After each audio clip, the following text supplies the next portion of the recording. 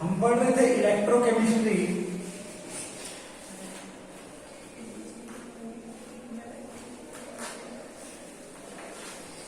और हमने nerve equation कर ली थी, डिफरेंट टाइप के इलेक्ट्रोकेमिकल सेल कर लिए थे, ईएमएफ कैसे निकालते हैं ये कर लिया था। आज हम बात करेंगे पीएच डिटर्मिनेशन की, कि पीएच कैसे निकाली जाए।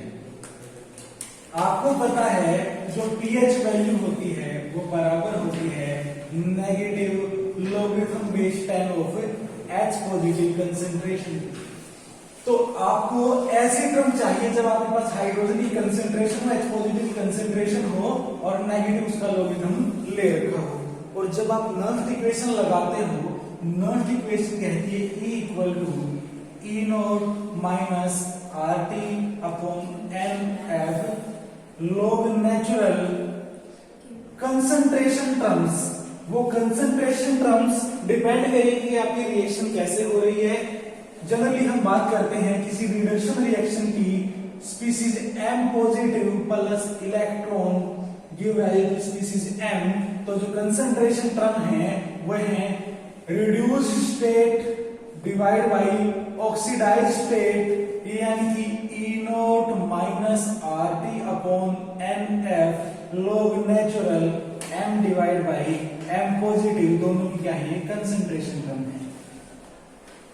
अब बात करते हैं ऐसे इलेक्ट्रोड की, ऐसे सेल की जिनके अंदर H पॉजिटिव की कंसंट्रेशन होती है। हमने हाइड्रोजन इलेक्ट्रोड पढ़ा है, हाइड्रोजन इलेक्ट्रोड पढ़ा है। उसके लिए जो सेल रिएक्शन है, अगर एनोड की तरह काम कर रहा है तो 1/2 H2 give rise to H positive plus 1 electron. और अगर कैथोड की तरह काम कर रहा है तो H positive plus 1 electron give rise to 1/2 H2 gases form. यानी कि ऐसे सेल, ऐसे इलेक्ट्रोड जहां पे H पॉजिटिव की कंसंट्रेशन है, वो अलग बात है कि वो एज ए एनोड काम कर रहा है कि कैथोड काम कर रहा है, लेकिन H पॉजिटिव की कंसंट्रेशन है तो उस सेल की कंसंट्रेशन टर्म जो यहाँ पे हम रिड्यूस एंड ऑक्साइड स्टेट लिखेंगे, वहां पे H पॉजिटिव की कंसंट्रेशन जरूर आएगी। और जब H पॉजिटिव की कंसंट्रेशन आएगी और नेचुरल लॉग ले रखा है तो नेचुरल लॉग को बेस 10 वाले लॉगरिथम में कन्वर्ट कर लेंगे। वहां से लॉगरिथम H पॉजिटिव आएगा, नेगेटिव का सिंबल लगा देंगे, minus log base 10 H positive की कंसंट्रेशन आएगी। पीएच की वैल्यू हम डिटरमाइन कर पाएंगे। एग्जांपल लेके चलते हैं, एक एग्जांपल लेके चलते हैं। सपोज करो आपके पास एक सेल है और उस सेल के अंदर क्या है, एक तो है आपके पास हाइड्रोजन इलेक्ट्रोड और दूसरा है आपके पास कोई भी standard electrode, suppose calomel electrode, suppose calomel electrode. तो जब आप दो इलेक्ट्रोड को कनेक्ट करते हो, दो इलेक्ट्रोड को कनेक्ट करते हो, वोल्टमीटर लगाते हो, तो आप ईएमएफ मेजर कर सकते हो कि टोटल ईएमएफ क्या है उस टाइम पे। ठीक है, सेल की ईएमएफ आप पता कर सकते हो। अब सेल की ईएमएफ पता कर सकते हो, कैलोमल इलेक्ट्रोड के लिए ईएमएफ की वैल्यू आपको पता है, इसके लिए ईएमएफ की वैल्यू आपको निकालनी है। ठीक है, और इस सेल के लिए ईएमएफ की वैल्यू यहां से आ रही है। सेल की ईएमएफ आपके पास है, आपको पता है EMF of the cell is equal to EMF of the cathode minus EMF of the anode. अब जो कैलोमल इलेक्ट्रोड आपने लिया है वो स्टैंडर्ड इलेक्ट्रोड है, रेफरेंस इलेक्ट्रोड है, तो उसकी ईएमएफ आपको एज इट इज पता होगी। मैं उसको एनोड कैथोड भी लिख सकता हूं क्योंकि मुझे पता है उसके बारे में, एग्जैक्टली पता है।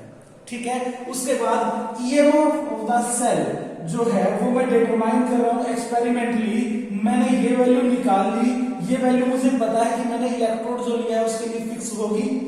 तो बाकी इसके और इसके डिफरेंस से, इसके और इसके डिफरेंस से मैं एनोड के लिए ईएमएफ निकाल सकता हूं, यानी इसकी ईएमएफ मैं निकाल सकता हूं। कोई दिक्कत नहीं है, कोई दिक्कत नहीं है, ये निकल जाएगा। लेकिन जब आपने ईएमएफ निकाल दी उस इलेक्ट्रोड की जिसके ऊपर H पॉजिटिव है, जिसके ऊपर H पॉजिटिव वाली कंसंट्रेशन है, उस ईएमएफ को अगर ये एज एनोड काम कर रहा है तो वो ईएमएफ किसके बराबर होगी? उसी के लिए ई नोट, उसी इलेक्ट्रोड के लिए E naught minus RT upon NF log natural reduced state divide by oxidized state. Clear? मान लिया आपका जो इलेक्ट्रोड है वो ऐसे एनोड काम कर रहा है, जिसके लिए आपको पेज की वैल्यू निकालनी है, तो उसके लिए आपने ईएमएफ तो निकाल ही ली एनोड की, किससे? सेल की ईएमएफ मेजर की थी, इसकी ईएमएफ आपको पता ही थी, बस डिफरेंस लिया, आपको उस पर्टिकुलर इलेक्ट्रोड की ईएमएफ मिल गई। उस इलेक्ट्रोड की ईएमएफ मिलने के बाद आपने चेक करना है क्या कि उसके अंदर पीएच क्या है, पीएच क्या है, तो उसकी ईएमएफ किसके बराबर होगी? स्टैंडर्ड कंडीशन में उसकी EMF minus RT upon NF log natural reduced state upon oxide state, जितनी जितनी कंसंट्रेशन उस टाइम पे प्रेजेंट होगी वो वाली कंसंट्रेशन तब यहां पे आएंगी। अब जो ई नोड है किसके लिए? इस रिएक्शन के लिए, इस रिएक्शन के लिए जो ई नोड है वो क्या है? जीरो। हाइड्रोजन का स्टैंडर्ड रिडक्शन पोटेंशियल क्या है? जीरो है, तो ई नोड की टर्म तो यहां से खत्म ही होगी। रिड्यूस स्टेट कौन सी होगी इस रिएक्शन के लिए? अगर एज एनोड भी काम कर रहा है तो रिड्यूस स्टेट कौन सी है? हाइड्रोजन गैस वाली स्टेट। हाइड्रोजन गैस वाली स्टेट यानी कि रिड्यूस स्टेट कौन सी है? H2 गैस वाली स्टेट। ठीक है। ऑक्सीडाइज्ड स्टेट कौन सी है? H पॉजिटिव वाली स्टेट।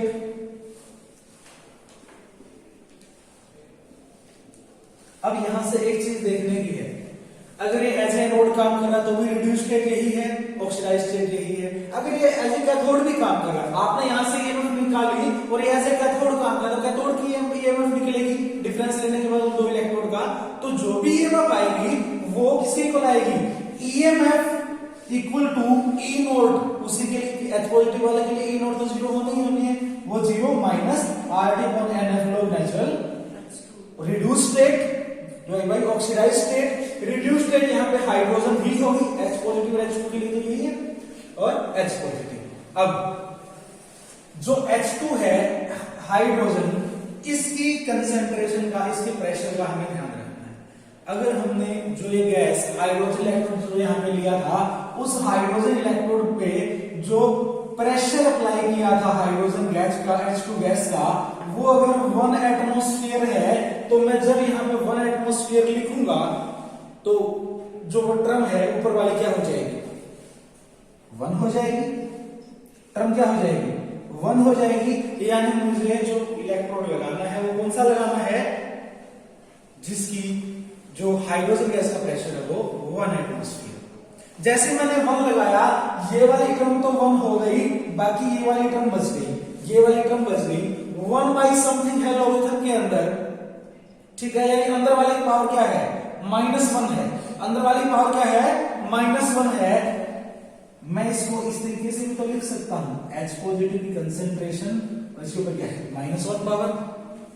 सेम चीज है, लॉगरिथम के अंदर जो चीज है जो नीचे आ रही है इसका मतलब इसकी पावर -1 है। अगर मैं इस पावर को आगे ले आता हूं, -1 कहां जाएगा? लॉगरिथम से बाहर आएगा, प्लस ये गायब हो गया, क्योंकि माइनस नहीं है तो मैं सीधा इसको ऐसे भी लिख सकता हूं, कोई दिक्कत नहीं। अब लॉगरिथम नेचुरल है, मैं इसको लॉगरिथम बेस 10 में कन्वर्ट करना चाहता हूं, लॉगरिथम बेस 10 में कन्वर्ट करना चाहता हूं, तो RT अपॉन NF इसका आएगा 2.303 लॉगरिथम बेस 10 H पॉजिटिव। ठीक है, इसको मैंने क्या किया? बेस 10 के लॉगरिथम में कन्वर्ट कर लिया। जो 2.303 है, इसको जब गैस कांस्टेंट R से मल्टीप्लाई किया जाता है और कंडीशन कौन सी है? रूम टेम्परेचर वाली है, 298 केल्विन की बात चल रही है, टेम्परेचर 298, एक न्यूमेरिकल वैल्यू है, फिक्स वैल्यू 2.303 न्यूमेरिकल वैल्यू है, fix value. R gas constant है, न्यूमेरिकल वैल्यू है, फिक्स वैल्यू है, और जो F है, जो F है वो फैराडे कांस्टेंट 96,485, ये भी एक कांस्टेंट है। इन सारे कांस्टेंट को जब मल्टीप्लाई या फिर वो सोल्व किया जाता है, तो सोल्व करने पे आता है यहां से 0.0591 और नीचे आ गया n logarithm base 10 H positive. Clear?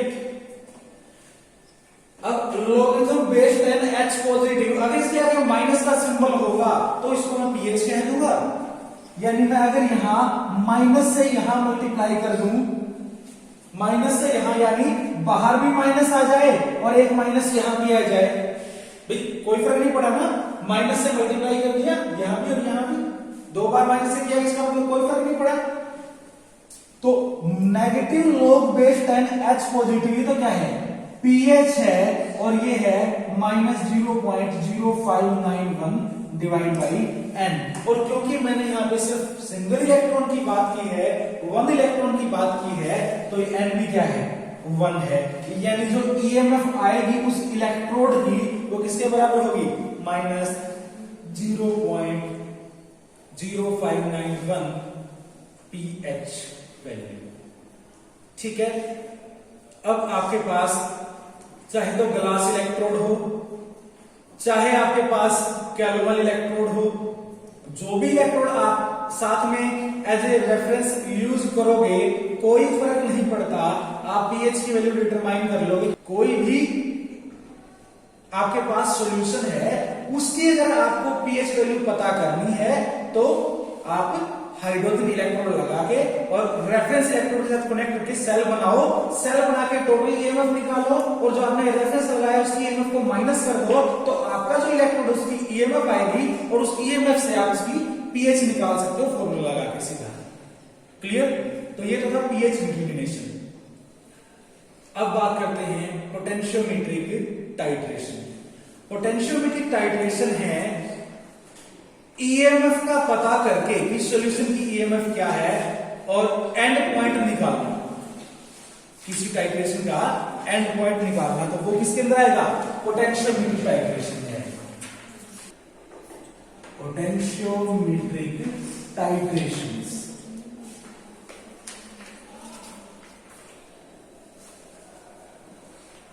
Suppose करो आपके पास एक सॉल्यूशन है, आपके पास एक सॉल्यूशन है किसी एसिड का, सपोज HCl का सॉल्यूशन है आपके पास एक बीकर के अंदर।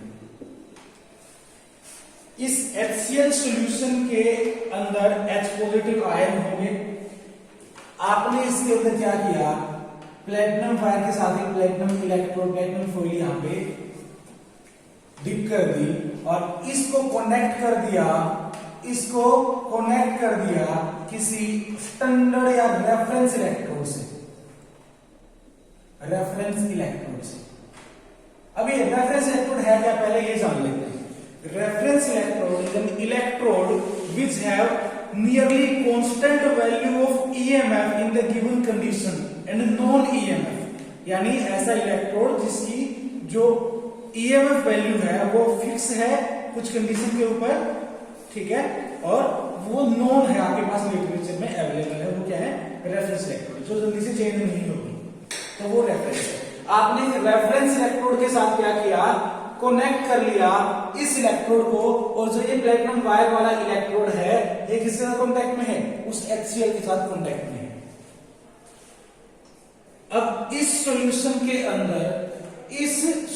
के अंदर जितने ज्यादा H पॉजिटिव होंगे, जितने ज्यादा H पॉजिटिव होंगे उतना ही ये सॉल्यूशन बाहर से इलेक्ट्रॉन लेने की कोशिश करेगा, बाहर से इलेक्ट्रॉन लेने की कोशिश करेगा।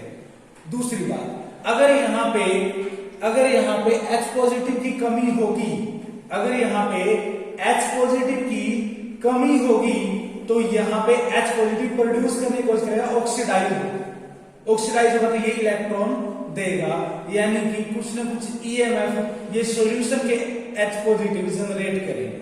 अब इसके अंदर आप क्या करो? इसके अंदर आपने एक ब्यूरेट लगाया और ब्यूरेट के अंदर आपने फिल कर दिया NaOH, ब्यूरेट में आपने फिल कर दिया NaOH। अगर आप NaOH डालते हो ऊपर से, अगर आप NaOH ऊपर से डालते हो तो उससे क्या आएंगे? OH नेगेटिव आयन आएंगे, वो H पॉजिटिव आयन को क्या करेंगे, न्यूट्रलाइज करवाएंगे, वो वाटर बना देंगे। ठीक है, अब NaOH जितना आप ऐड करते जाओगे H पॉजिटिव की कंसेंट्रेशन उतनी घटती जाएगी। जितना आप NaOH ऐड करते जाओगे H पॉजिटिव की कंसेंट्रेशन उतनी घटती जाएगी। क्लियर? रेफरेंस इलेक्ट्रोड आपने दूसरा यूज कर रखा है। एक इलेक्ट्रोड आपका ये हो गया, जो EMF ऑफ द सेल है वो किसके इक्वल होगी, EMF of the cathode minus EMF of the anode. अब एनोड कौन सा है, कैथोड कौन सा है, उसको अभी हम नहीं कह, क्योंकि रेफरेंस हमने अभी ये नहीं बताया कि ये ज्यादा इलेक्ट्रॉन लेने वाला है कि इलेक्ट्रॉन देने वाला है, तो अभी हम एनोड कैथोड स्पेसिफाई नहीं कर रहे। लेकिन इतना हमें पता है कि इनमें से एक इलेक्ट्रोड तो आपका रेफरेंस है और एक इलेक्ट्रोड आपका ये है जिस सॉल्यूशन की आप बात कर रहे हो। ठीक है, अब पोटेंशियोमेट्रिक टाइट्रेशन क्या है, पोटेंशियोमेट्रिक टाइट्रेशन है आप ईएमएफ का पता लगाओ, सेल की, इस सेल की ईएमएफ का पता लगाओ, सेल की ईएमएफ में से एक ईएमएफ तो आपकी रेफरेंस की वजह से फिक्स है ही, एक इलेक्ट्रोड तो आपका इनमें से फिक्स है ही, यानी जो भी चेंज आएगा इस ईएमएफ के अंदर, ईएमएफ का सेल के अंदर जो चेंज आएगा वो आपके इस इलेक्ट्रोड की ईएमएफ की चेंज से आएगा। यानी जितनी ईएमएफ में चेंज इसकी होगी उतनी ही सेल की ईएमएफ में चेंज होगी, और रेफरेंस इलेक्ट्रोड का तो ईएमएफ फिक्स है। ठीक है, अब यहां से जो आप NaOH डाल रहे हो, ये H पॉजिटिव कंसेंट्रेशन को क्या कर रहा है, डिक्रीज कर रहा है। जब H पॉजिटिव कंसेंट्रेशन डिक्रीज होगी तो इसके अंदर ऑक्सीडेशन होने की प्रोबेबिलिटी बढ़ेगी, ऑक्सीडेशन होने की प्रोबेबिलिटी बढ़ेगी। सपोज करो रेफरेंस इलेक्ट्रोड आपका जो है वो कैथोड है, सपोज कर लिया कि वो कैथोड है, मैं इसको E रेफरेंस से लिख देता हूं। ठीक है, और इसको मैं सिंपल E से लिख देता हूं। तो EMF of the cell is equal to E reference minus EH, cathode minus anode. जब तक H पॉजिटिव की कंसेंट्रेशन ज्यादा थी तो ये बेटर एनोड नहीं था, बेटर एनोड नहीं था। ठीक है, बेटर एनोड नहीं था होने का मतलब क्या है कि ये इलेक्ट्रॉन नहीं देना चाहता था, या फिर कहूं मैं इसका जो पोटेंशियल था, इसका जो पोटेंशियल था, इसका जो कंट्रीब्यूशन है ईएमएफ ऑफ द सेल में वो क्या था, कम था। ईएमएफ ऑफ द सेल में जो इसका कंट्रीब्यूशन था वो कम था। लेकिन जब मैंने NaOH डालना शुरू किया, H पॉजिटिव की कंसेंट्रेशन डिक्रीज करेगी, H पॉजिटिव की कंसेंट्रेशन डिक्रीज करेगी तो H पॉजिटिव यहां पे बनाना चाहेगा। जब यहां पे H पॉजिटिव बनेंगे तो यहां से इलेक्ट्रॉन रिलीज होंगे, इलेक्ट्रॉन रिलीज होंगे। यानी पहले तो क्या था, पहले तो यहां पे जो ऑक्सीडेशन था वो मुश्किल था, और अब क्योंकि हमने H पॉजिटिव की कंसेंट्रेशन यहां पे डिक्रीज कर दी तो यहां पे ऑक्सीडेशन क्या हो गया, आसान हो गया, ऑक्सीडेशन आसान हो गया। यानी रिएक्शन किस डायरेक्शन में चलेगी कि H पॉजिटिव यहां पे ज्यादा बने। जब ऑक्सीडेशन यहां पे आसान होगा तो ये जो वैल्यू है, ये क्या करेगी, माइनस में जाएगी। देखो ना कि यहां पे तो ऑक्सीडेशन मुश्किल हो रहा था, ऑक्सीडेशन मुश्किल होने का मतलब क्या है कि ये जो कंट्रीब्यूशन था वो कम था। लेकिन जब यहाँ पे ऑक्सीडेशन आसान होगा, ऑक्सीडेशन खूब होगा, तो ये वाली वैल्यू क्या आ जाएगी, ज्यादा नेगेटिव आएगी। ज्यादा नेगेटिव के आगे नेगेटिव लगाओगे पॉजिटिव हो जाएगी, पॉजिटिव प्लस पॉजिटिव ये जो वैल्यू है बड़ी हो जाएगी। ईएमएफ ऑफ द सेल क्या करेगी, इंक्रीज करेगी। जब यहाँ पे ऑक्सीडेशन आसान होगा, जब यहाँ पे ऑक्सीडेशन आसान होगा तो बहुत ज्यादा इलेक्ट्रॉन यहाँ से प्रोड्यूस होके, इससे बहुत ज्यादा इलेक्ट्रॉन प्रोड्यूस होके इसकी तरफ जाएंगे। इसको इलेक्ट्रॉन लेने हैं, इलेक्ट्रॉन देने वाली फोर्स ज्यादा होगी, लेने वाली फोर्स उतनी भी रह जाएगी, तो टोटल जो ड्राइविंग फोर्स है वो इंक्रीज होगी। ड्राइविंग फोर्स इंक्रीज होने का मतलब क्या है, ईएमएफ इंक्रीज होगी। कहने का मतलब सिर्फ इतना है कि जैसे जैसे H पॉजिटिव की कंसेंट्रेशन घटेगी सॉल्यूशन के अंदर से, वैसे वैसे हाइड्रोजन के ऑक्सीडेशन की प्रोबेबिलिटी उसी सॉल्यूशन के अंदर बढ़ेगी कि H पॉजिटिव कम हो गए, अब और ऑक्सीडाइज हुआ जा सकता है, अब और ऑक्सीडाइज हुआ जा सकता है। तो जैसे जैसे उसके अंदर ऑक्सीडेशन बढ़ेगा ये वैल्यू अंदर वाली नेगेटिव यानी टोटल पॉजिटिव इसमें जुड़ के ईएमएफ को इंक्रीज करेगा। ठीक है, अब ईएमएफ में क्या हो रहा है, इंक्रीज हो रहा है। जैसे आप क्या कर रहे हो, बेस डाल रहे हो, एस पॉजिटिव कंसंट्रेशन घटा रहे हो। तो जब ग्राफ प्लॉट किया जाता है volume of NaOH added and EMF, जितना चेंज सेल के लिए होगा उतना ही इलेक्ट्रोड के लिए होगा, क्योंकि रेफरेंस वाले की EMF तो फिक्स है। तो क्या होता है, स्टार्टिंग में जब आपने कुछ भी नहीं डाला था, कुछ ना कुछ EMF तो पहले से थी ही, जैसे जैसे आप वॉल्यूम ऐड करते जाओगे तो EMF थोड़ा इंक्रीज होगी, एक पॉइंट आने के बाद एकदम से ज्यादा इंक्रीज होगा EMF में, और फिर से जो EMF का इंक्रीज है वो लगभग खत्म ही हो जाएगा, यानी बहुत कम इंक्रीज होगा। सिर्फ एक पॉइंट ऐसा आएगा जहां पे एकदम से स्पीड इंक्रीज होगा EMF में, उसके बाद भी EMF में बहुत कम इंक्रीज होगा, पहले भी कम इंक्रीज होगा। जो चेंज इन EMF है डेल्टा E है विद चेंज इन वॉल्यूम। थोड़ा सा वॉल्यूम NaOH का डालने पे जहां पे ज्यादा EMF में चेंज हो रहा है वो पॉइंट होता है इक्विवेलेंस पॉइंट। अगर मैं ग्राफ प्लॉट करूं किसके अंदर, delta E by delta V, change in EMF with change in volume versus volume of NaOH यानी अल्कली एडेड। पहले जब स्टार्टिंग में हमने डालना शुरू किया, एक और ड्रॉप डाली तो चेंज इन EMF कम था और काफी देर तक कम रहा, फिर एकदम से क्या हुआ, चेंज इन EMF बढ़ता गया और एक पॉइंट ऐसा जिसमें मैक्सिमम चेंज दिखाया, हर ड्रॉप के साथ ज्यादा चेंज हो EMF का, और फर्दर जब एंड पॉइंट यानी इक्विवेलेंस पॉइंट आ जाए उसके बाद फिर से जो change in EMF with addition of volume, change in EMF with addition of alkali जो है वो कम हो जाएगा। तो जो ये पॉइंट कोरस्पोंड करता है इस ग्राफ के अंदर, ये है इक्विवेलेंस पॉइंट। और यहां पे जो ये स्टीप कर्व है, इसके बिल्कुल बीचों बीच जो पॉइंट होगा ये रिप्रेजेंट करेगा इक्विवेलेंस पॉइंट ऑफ टाइट्रेशन। यानी कि अगर आप EMF versus volume of NaOH का ग्राफ लेते हो तो जहां पे स्टीप इंक्रीज हो रहा है वहां पे आपका क्या है, इक्विवेलेंस पॉइंट है। और अगर आप delta E by delta V और वॉल्यूम के बीच में ग्राफ ले रहे हो तो जहां पे पीक आएगी वो इक्विवेलेंस पॉइंट है।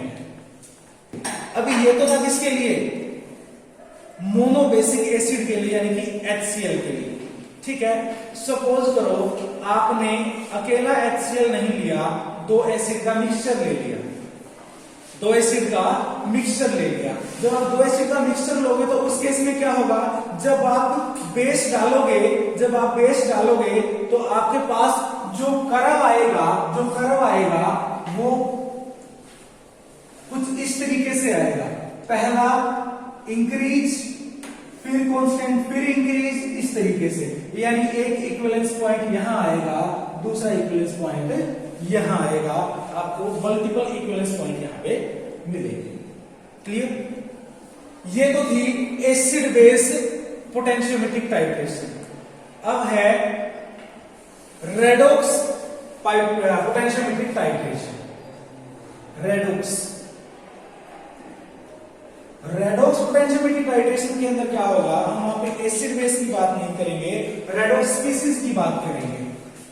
जो रेडॉक्स टाइट्रेशन है उनके अंदर हम स्पीसीज लेंगे। लाइक हमारे पास Fe2 Fe3 स्पीसीज है, यानी फेरोसल्फेरिक and cerous and ceric species है, cerium plus 3 and cerium plus 4।